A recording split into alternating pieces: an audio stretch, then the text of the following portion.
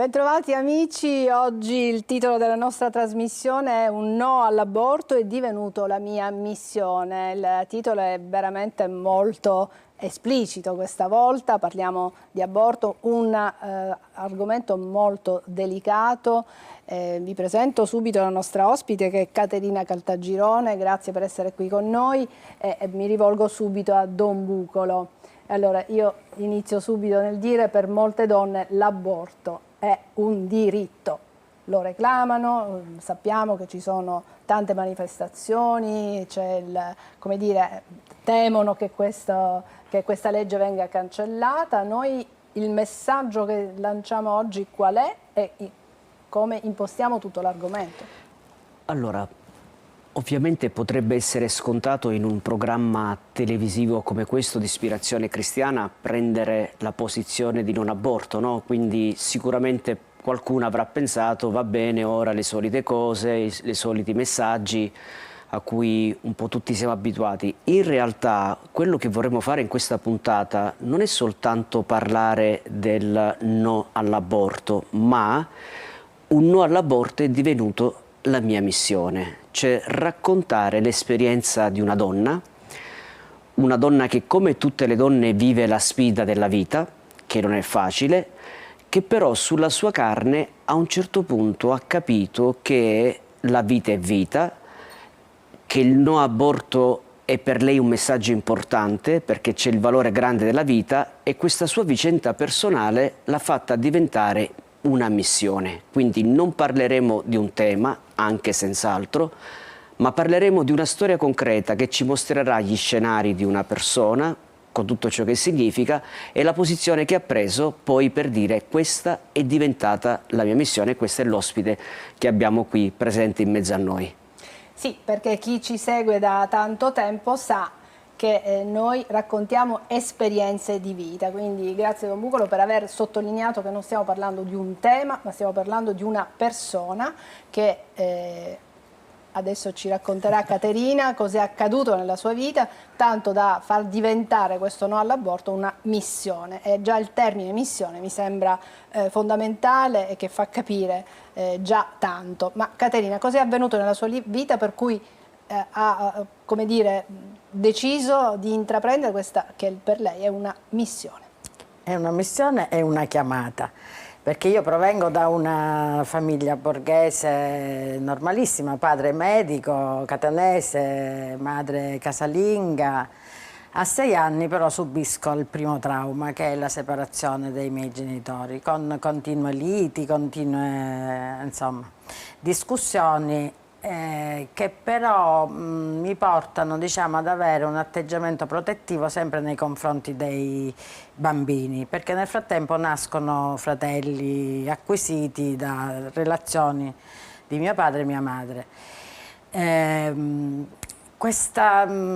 In parte io ho subito violenza quando ero piccola, proprio perché appunto c'era questo continuo litigio, soprattutto da parte di mia madre. Quindi capisco che c'era un forte disagio, sì, da un lato per i litigi dei suoi genitori, ma dall'altro quando immagino si siano separati, poi ha avuto anche altri fratelli, ho avuto da parte fratelli, di papà e da parte di mamma. Da parte di madre. Quindi... Però io non ho mai avuto, pur essendo la primogenita, non ho mai avuto come dire, gelosie nei confronti dei bambini. Sono sempre stata molto materna nel mio modo di accogliere la vita. Per cui, diciamo, l'infanzia e l'adolescenza sono passati abbastanza tranquillamente.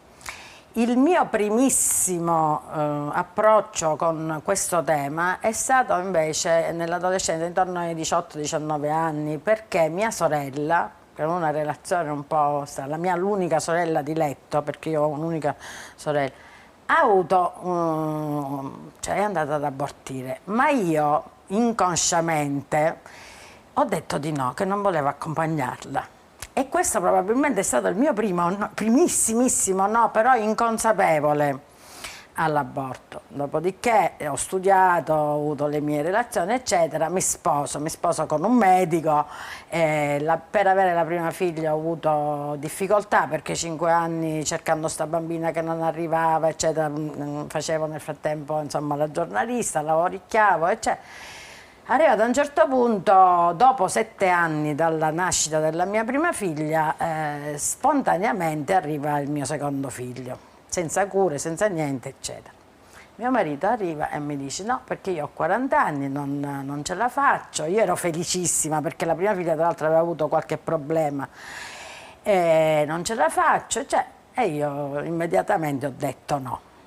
Cioè lui le consigliava di abortire sì, solo perché si sentiva grande, non me la sento di crescere un bambino. Aveva diverse situazioni eccetera. Nel frattempo io però avevo lasciato la professione, mi dedicavo a questa figlia che appunto precedentemente aveva avuto problemi e quindi anche economicamente non è che stessi benissimo, nel senso con lui sì, ma da sola no. Certo. Mio padre ancora era in vita e quindi mi poteva aiutare, però diciamo questo è stato proprio il bivio della mia vita, perché quel no mi è costato il matrimonio praticamente. Addirittura suo marito l'ha lasciata perché lei ha deciso di avere il secondo figlio. Sì, non solo questo, poi dopo insomma ci sono state tutte le conseguenze perché...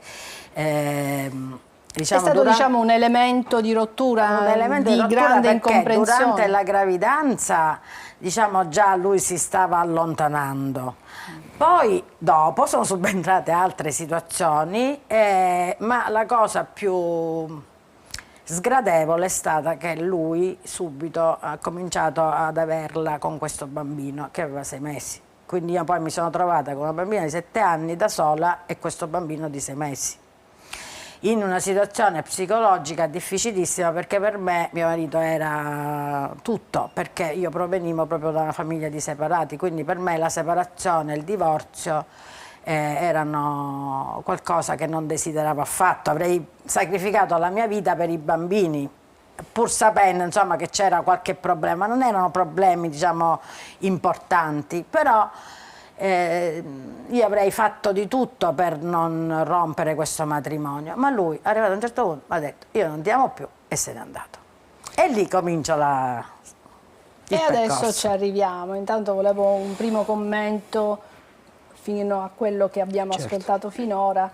Don Bugolo, cosa possiamo dire? Allora, sicuramente mi sorprende perché in questo momento Caterina si è trovata nella sua vita dinanzi a un bivio importante, no? Di fatto il matrimonio, il marito o portare avanti una vita, che di per sé è un bivio pazzesco, no? Perché in Genesi dice ma le due cose vanno bene insieme, è chiaro dire sì all'amore della mia vita, al mio marito, al mio sposo, alla mia sposa e dire sì al frutto della vita dovrebbero essere due cose conciliabili, due cose che sono l'uno vive dell'altro. Di fatto nella realtà, ma è una realtà credo molto comune, lei si è trovata dinanzi a questo bivio e in questo bivio giustamente la sua maternità e la vita che viveva in lei ha avuto la forza maggiore, a tal punto che ha pagato con tutto se stessa l'abbandono del suo marito.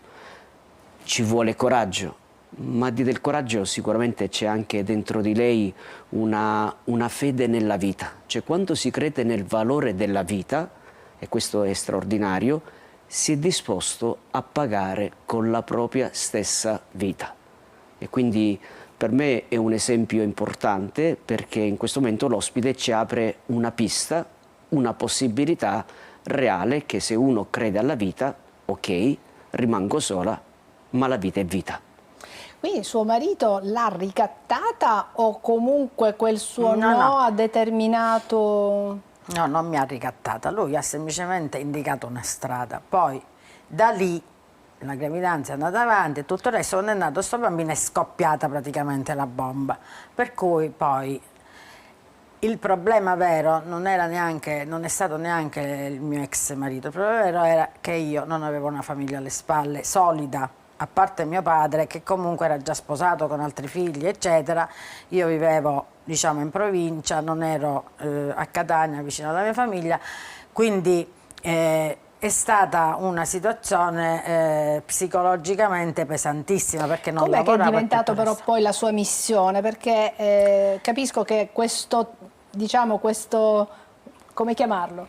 Questo bivio davanti al quale si trovano molte donne, lei l'ha vissuto in maniera diversa anche in altre situazioni, per cui il no all'aborto è diventato una missione poi. La missione nasce non tanto in quel momento, perché poi per elaborare tutto questo ci è voluto tempo, sono tornata a Catania, ho fatto le mie esperienze, eccetera. Però nella mia vita ricorre questo tema della maternità, dell'accoglienza, eccetera. E mi sono trovata spesso in situazioni di questo genere. La missione nasce quando io arrivo alla fede, perché io allora non avevo fede, però diciamo penso di essere stata miracolata in tanti momenti della mia vita e anche i miei figli, perché proprio non ho mai perso quella speranza, quella luce che vedevo io sempre alla fine del tunnel, e qui nasce, diciamo, la mia missione. Perché? Perché io ho detto, se ce la posso fare io, sono sola, non ho lavoro, ho 2 figli, una di 7 anni e uno di 1 anno, comunque riesco, con l'aiuto di mio padre ovviamente perché qualcosa c'era, comunque riesco a barcamenarmi in questa situazione difficile, eccetera.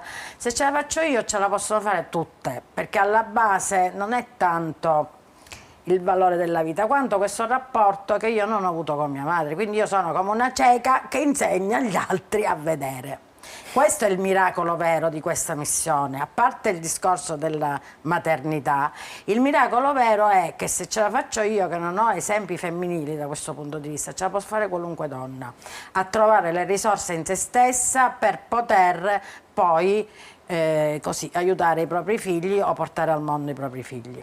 Quindi piena fiducia nella vita, e quindi il no all'aborto è proprio questo, dire io sulla mia pelle ho vissuto questa esperienza positiva, nel senso che non ha abortito ed è stato per lei un bene, una benedizione, e quindi perché non aiutare altre donne che magari possono scoraggiarsi in situazioni complicate come quella della nostra ospite, che si è ritrovata poi anche senza un lavoro, senza un marito, senza una stabilità di famiglia, quindi sicuramente una situazione complicata. Don Bucco. Sì, è straordinario, perché il messaggio forte che sto recependo è che non esiste un condizionamento, non esiste una storia che mi possa impedire di portare avanti la vita, perché giustamente questo è il messaggio. Io ho una storia in cui ho avuto a 6 anni genitori separati, quindi non avevo le spalle coperte, non avevo qualcuno su cui contare, eppure sono stata capace di portare avanti. Quindi se ce l'ho fatta io, che mi trovo in una situazione di svantaggio, perché le altre donne non potrebbero farcela? E di lì è nata chiaramente la missione. Quindi questo è un dato molto importante: non esiste condizionamento, per quanto grave, per quanto pesante, per cui la persona non possa riuscire a non portare avanti il valore grande della vita. E questo diventa, credo, una grande testimonianza, un grande insegnamento per tutti. Certo, ci fermiamo per qualche istante, poi continueremo a parlare con Caterina, perché ci racconterà anche altre vicissitudini, altre esperienze di altre donne, quindi rimanete con noi.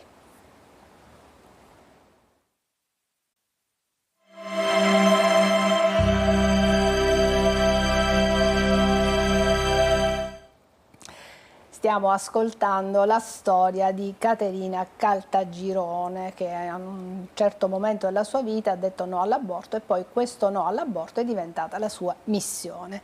Caterina, quindi questa missione in che modo si sviluppa adesso? Adesso si sviluppa con lo sportello d'ascolto che abbiamo al Centro di Aiuto alla Vita di Catania, che si trova in via Alfonsetti 73, e dove siamo tante volontarie che appunto ascoltiamo le donne che si trovano nel momento in cui devono decidere tra portare avanti la gravidanza oppure no.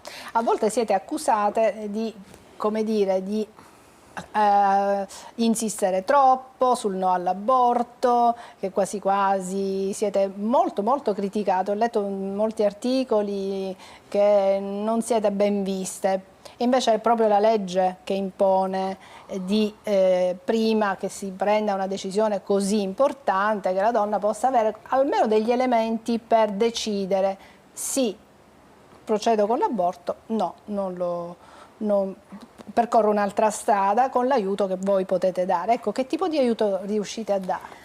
Allora, premetto che noi, innanzitutto il Movimento per la Vita è diverso da Pro Vita, perché sono due cose diverse. Pro Vita è la parte estrema, che è quella che contesta proprio tutta la legge e tutto il resto. Quindi molto più radicale. È molto più radicale. Il Movimento per la Vita, di cui noi facciamo parte, siamo la parte, il braccio operativo, diciamo, invece si pone in quel vuoto legislativo che ha la 194, perché la 194 lascia solo le donne prima e dopo dell'interruzione di gravidanza. Quindi noi non siamo lì per dire non dovete farlo, noi siamo lì per dire ci sono i mezzi perché non lo facciate. Nel senso, aiutiamo queste donne innanzitutto da un punto di vista psicologico, perché si presentano spesso a noi con problematiche di tipo economico, ma in realtà nessuna donna vuole abortire per una questione economica.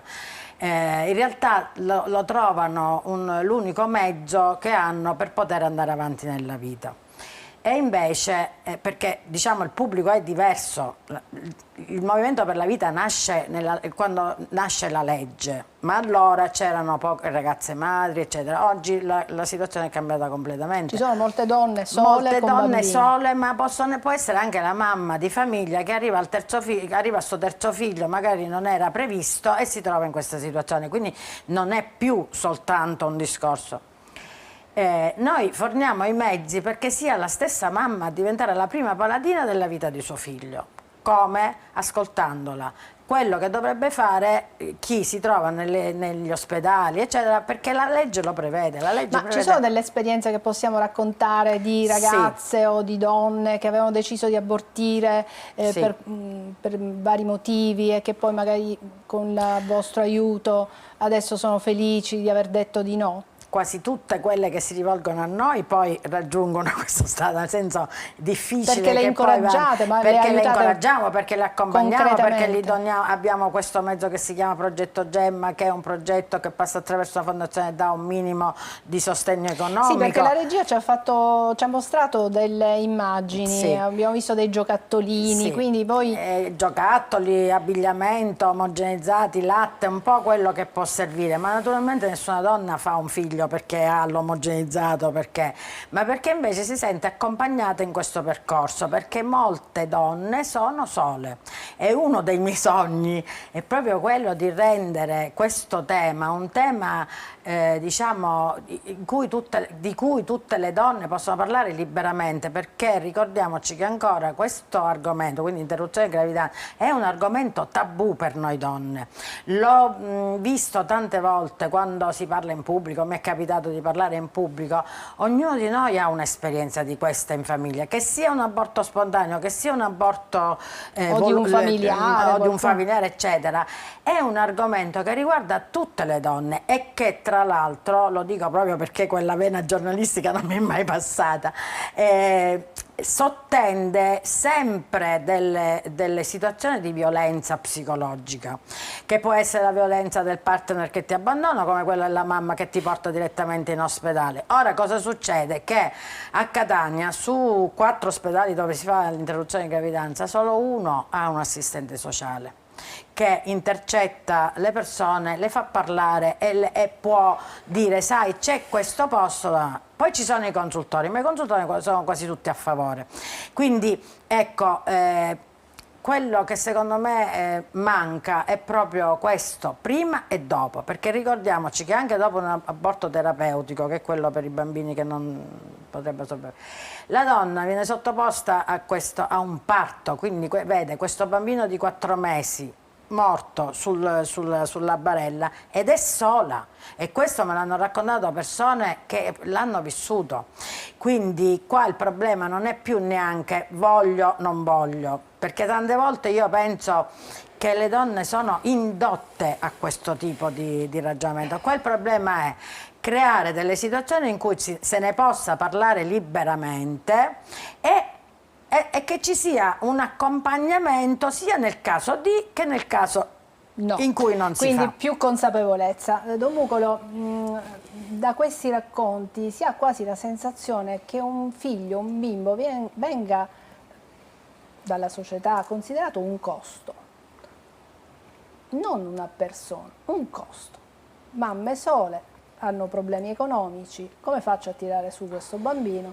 Perché poi sappiamo che eventualmente si potrebbe lasciare in ospedale, quindi che qualcuno se ne prenderebbe cura, quindi non è come dire, la scorciatoia sembra l'aborto.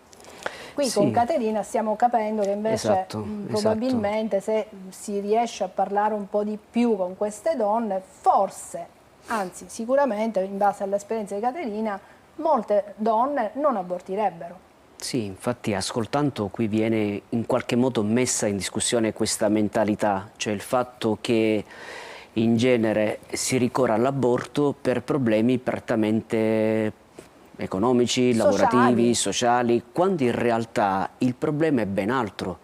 Il problema è che dietro la decisione dell'aborto c'è qualcosa di molto più profondo che coinvolge il cuore di una donna. Il problema è che realmente, ma questo è quanto credo si sa, ma anche un po' Caterina ci dà conferma, queste donne che chiedono l'aborto, chi li ascolta? Chi li ascolta veramente? Chi interagisce? Cioè in realtà quando una donna chiede l'aborto subito va bene, si fa un dialogo, un colloquio così molto formale, molto burocratico e poi si lascia, quando in realtà qui bisogna fare un discorso di accompagnamento ma anche di introspezione che aiuta a valutare, perché poi, e questo ripeto, io lavorando nella pastorale familiare un po' lo percepisco, un aborto devasterà sempre il cuore e la vita di una donna. Era la domanda che stavo per rivolgerti. Sì. Dico, Noi ma pensiamo, tu da sacerdote, ecco. dopo che queste donne hanno abortito, Caterina ci sta dicendo che sono sole spesso. Caterina ci ha anche detto, mi ha colpito molto questo, che anche quando c'è un aborto spontaneo vedono il bambino, il neonato, insomma, morto e sono in quel momento sole. Ecco, questa solitudine estrema della donna, che l'abbia voluto, che sia accaduto, è pesante da vivere, quindi lì se si ha fede, insomma, ci può essere anche un sacerdote che accompagna, che insomma le ascolta. Ecco, però mi piace questo, è interessante quello che dici, questa ferita in una famiglia rimane, anche se si è voluta, anche se si è scelta con molta convinzione. Esatto, perché poi è una traccia, un tatuaggio, possiamo dire, che rimane nel cuore della donna e durante la sua vita, durante il decorso della sua storia, certe cose ritornano. È impossibile, io credo che è impossibile pensare che quella cosa fatto è passato, non ci penso più, no. Io mi trovo realmente tante donne che vivono questo dramma e che non se lo perdonano per tutta la vita, e lì allora io mi trovo come sacerdote a fare un'opera importante, a far vedere come la misericordia di Dio arriva lì dove noi non riusciamo a perdonare, perché umanamente non si può affrontare, umanamente una donna non riesce. La misericordia di Dio aiuta ad allargare le prospettive, a capire che c'è una vita eterna, che quell'embrione vive nel Signore. So che ciò che dico in questo studio potrebbe anche infastidire qualche orecchia, ma di fatto noi crediamo che la vita è la vita al momento del concepimento, tant'è vero che la nostra vita è fondata, la nostra fede è fondata su un concepito che si chiama Gesù Cristo. Il giorno dell'Annunciazione è partito il mistero della salvezza. Per questo io credo che affrontare queste tematiche sotto questa prospettiva significa affrontarle in modo concreto e anche in modo propositivo, non solo parlarne, ma anche dire esistono, ringraziando il cielo, nel nostro territorio delle realtà che concretamente possono sostenere ad avere un accompagnamento in questa missione straordinaria che è la missione, attenzione, della maternità e paternità, perché tante volte l'assenza dell'uomo, del maschio e del padre incide nella solitudine della donna. Questo bisogna sempre dirlo, non è un affare della donna, è un affare dell'uomo e della donna, perché è il frutto del loro amore. Ma ti è mai capitato di una donna che invece lo ha fatto con tanta convinzione, considerandolo un diritto, e che poi nel tempo magari se n'è pentita? Ecco, la confessione lo si può fare perché un tempo non era considerato talmente grave come come peccato, che non ci si poteva confessare con qualunque sacerdote. È ancora così? Ora Oppure una donna può rivolgersi? adesso si dà a tutti i sacerdoti, e in ogni caso io qui penso l'opera della grazia e l'opera della parola di Dio. A volte capita una persona che ha vissuto questo dramma, ascolta un'omelia, una predica, una catechesi, ce la tocca proprio lì, quindi esce fuori quel qualcosa, per cui a un certo punto la persona ha bisogno di confidarsi, di essere ascoltata, di capire di più e soprattutto di risorgere, perché alla fine è chiaro, la donna non viene per essere di hai fatto male, hai sbagliato. Sì, ok, è peccato, ma il peccatore va sempre redento. Bisogna distinguere l'azione dell'aborto dalla persona che nella sua fragilità ha vissuto questo con delle motivazioni che sicuramente l'hanno portata, ma la misericordia supera tutto, la misericordia va oltre, e la donna a maggior ragione ha bisogno della misericordia di Dio, perché se non c'è misericordia la persona non può andare avanti nella sua vita. Allora, il messaggio che possiamo lanciare, Caterina, qual è? Allora, il messaggio da lanciare in questo momento storico è da lanciare soprattutto alle giovani donne, perché purtroppo non è più soltanto un fatto chirurgico, l'interruzione di gravidanza, ma è un fatto anche di pillole del giorno dopo, e c'è tutta una questione che riguarda le giovani che, proprio perché non hanno nessuno con cui parlare negli ospedali eccetera, vanno direttamente a eliminare questo embrione come se togliessero un dente. Quindi la questione sta diventando molto più grande rispetto a quello di cui noi stiamo parlando, perché si sta perdendo il senso della vita. Cioè io vado in ospedale, mi fanno una ricetta, mi presento dopo una settimana, vado a fare l'intervento.